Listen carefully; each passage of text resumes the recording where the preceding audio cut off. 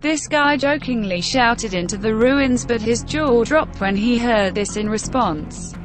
A walk at the old fort made it possible to find the man who was lost a month ago. The guy jokingly shouted at the old basement window. In response, he heard not his own familiar echo, but the voice of a man below. Isaac Watts and her friend Emily walked in the woods when they saw an old fort that was already over 100 years old.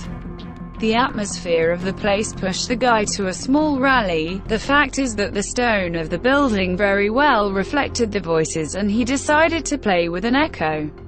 He quietly lagged behind his girlfriend, rounded the building and shouted, "Hello," into a hole in the wall, hoping that the stone will strengthen his voice and return to his girlfriend an echo. He thought of making a joke about his girlfriend, but instead he was surprised himself. Instead of the expected echo, Isaac heard from below the voice.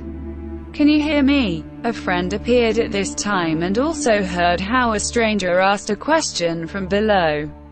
"I honestly did not expect an answer and therefore was very surprised by the voice from the fort," Isaac Watts recalled later. Despite everything, the guy ventured to make a sortie to the man below. Along with Emily, they turned on the flashlights on their phones and plunged into the old corridors of the fort.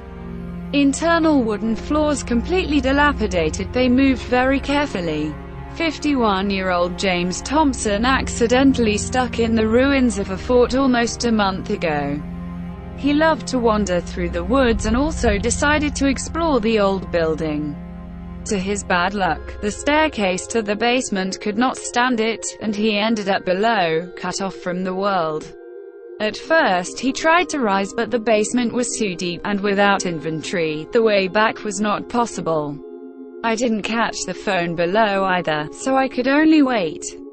So several weeks passed before Isaac accidentally shouted into the ruins.